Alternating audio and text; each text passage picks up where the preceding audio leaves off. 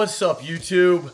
I've had a really busy few weeks. We got a ton of pools going and I had a little bit of travel, but I'm at a new Monopour pool that we're doing here. Nudura ones with an eco finish, aquamatic auto cover, just really the works. I'm pouring this one next Thursday as you're seeing this, and I'm going to give you guys a full, highly detailed walkthrough next week when I can actually show you the pour and everything. But a couple cool things that we're using on this one that you haven't seen me use before. We've got Venturi skimmers by A&A, which is a Pentair company, which those are really cool how they work. I'm going to get into the details on how you're supposed to plumb them because a lot of people do it wrong.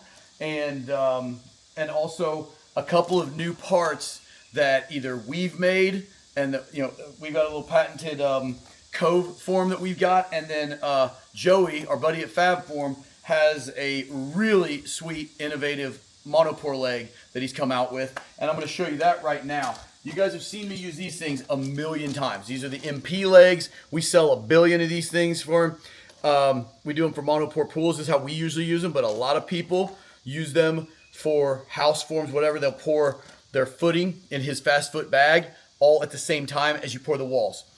Tons of applications where that makes sense. Sometimes it doesn't, but on pools that you're not using a liner or a membrane, we preach you must not do 2 pours. Some people say you can, maybe you get away with it, but we sure do get a lot of emails from you guys that didn't get away with it. So we very much advocate for monopours on pools that are getting plaster, tile, eco finish, anything non-lined. So these are what we always used. Love them. They're awesome. They're also sacrificial. You buy them in a package of 36, so 18 pairs, and they stay with the pool. They stay in the concrete. So he recently invented this reusable outrigger style Monopour leg. This is reusable. It sits outside of the bag form, so this thing is not in the concrete, except when we do it. We're going to do something stupid on Thursday that we've kind of come up with, but on the inside of our pool. But 9 times out of 10, this is completely safe. It's reusable. It's Acme threaded, just like his Zuckles and his Zevlers and all those other things. So see this one here, he actually caught me years ago using this thing to jam tile onto ceilings and hold up garage headers and all kinds of stuff it's not made to do. And these threads are not made to last but at 1 pour, right? Because they're sacrificial. This one will last forever, pretty much. They are being tariffed pretty hard right now, but we're working on figuring out how to get these puppies to you guys as cheap as possible. But they're fantastic. They're in it for the long haul, so I'm not worried about it in the long run at all. But these legs are awesome. I'm going to take you in the pool here in a second and show you what we're doing with those. However, let's just pretend this is a piece of the pool. We can actually build the form now on the ground. We run this all the way down. We slap this on about 2 inches up on the plywood, and then we can lift the entire pool up once it's formed. So we don't have to form it in the air, which has always been the pain in the butt. So while we're at it, once we get it up in the air, our new part, we've had a metal version of this. We've had a PVC hillbilly version of this where we rip PVC with a table saw. But in a pool, we'd always like to have a cove at the bottom of the wall. Makes your robot cleaners work better. It makes it just easier to run a brush down the wall and clean the floor. And it also just makes it look nicer to not have a hard 90 at the bottom. So we have come up with a disposable, a lot of you guys like to use Mortex or Stegmeyer coping forms. This is a form at the bottom of the wall. So you got your Nudura plywood, or hopefully, another brand soon. Wink, wink. But it sticks on here, and then we have a little bit of a bracing setup that we go with. But you see that concrete pours down here and just creates a nice 4-inch radius straight down to the floor. And the way Joey's legs worked, I actually knew what his legs were before they came out. So I made sure that mine, it's got a 2-inch flat spot here to make it where the guys finishing the concrete aren't jamming their trowel into your curve. They've got 2 inches that they can run their pool trowel under here without actually hurting anything. And I knew what Joey's leg was going to outrig, so the leg actually sticks out into the concrete. So I'm actually taking these fancy legs he's got. I'm going to massacre about 30% of mine and cut the foot off, put them on an Adobe so I can pull the leg out while I'm doing my Monopour on a pool. So totally off-label use. I'm going to take you in real quick, show you just a few things that you can see already. And then on pour day, I'll give you a full walkthrough. I'll show it get stripped, poured, everything, next week. Okay, guys, so there's the Venturi skimmer by A&A. Everything he's getting is gray as far as the fittings go and everything. And I will show you kind of how it works when you just kind of a loose version is your suction port right there, but it actually has a return jet and it blows water back into the pool from the return side of the pool. And that actually creates a Venturi suction. So even if you're not actively sucking water out of the bottom of the skimmer, it will pull up to 8 gallons a minute over the weir into the skimmer and still catch the debris just from the power of the pump's pressure side. It's pretty interesting.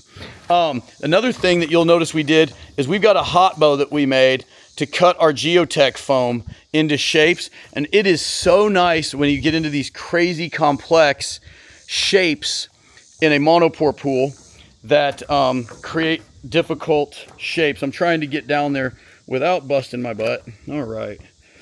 Okay. But you can kind of just see the slope that we cut to make the stairs less volume of concrete, but still have plenty of structure. There's places in here that'll be 1.5 feet thick, but at least it's not all of this. And trying to dig this in our soil is pretty much impossible. So you can see the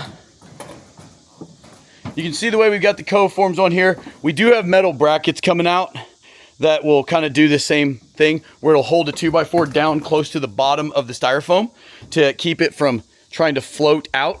And it'll work really, really good. This works fine. It's just a little more time and effort, but right now we're still kind of rolling out the whole system, and it takes a little time. But you can see how Joey's legs go on here and even miss our cove real nicely.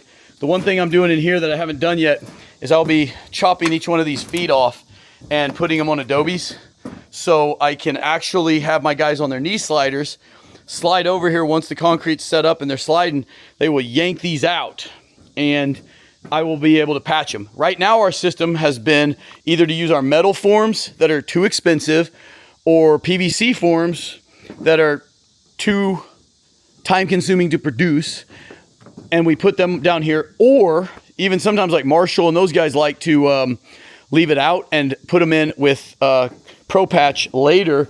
But I don't like anything to have like a cold joint, which that cove now has one.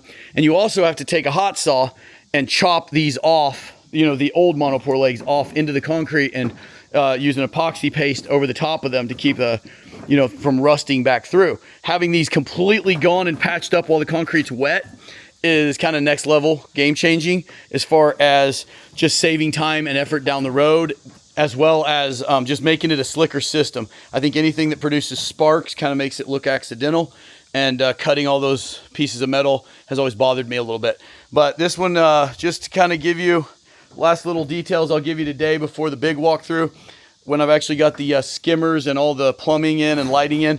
We got a 3-port Aquastar main drain, which is like one of our favorite main drains to use because it can move more water by itself, not even counting the skimmers.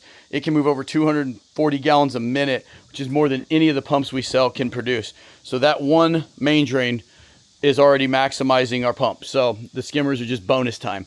You can see all our bonding wire laying here, running to all 4 corners, our walls, our skimmers, because these skimmers do have a stainless bonding plate in them, so it's got a water bond. And got a tanning ledge up here. Just kind of a cool little pool, guys. It's gonna have, like I said, Aquamatic auto cover with the concrete lid, and it's got a lot of turf out here. This house is like super traditional architecture. Say hi, Eric. Hi, Eric. Eric's in here. We got a whole bunch of pool work and some other exciting news to talk to you guys about soon. We were finalizing. He came in from Phoenix, but guys, yeah, this is it's a real traditional architecture house, which obviously a lot of what I work on anymore is ultra modern. But this is a H.C. Rogers job. He's traditionally a pretty much commercial contractor, but this is a residence that he's been working on, and I mean the workmanship on the inside is kind of over the top and next level. Very, very, very meticulous. So we want to do the same thing on this pool. So a lot of these details being rolled out on this pool is exciting. And yeah, we'll bring you more next week, guys. Stay tuned.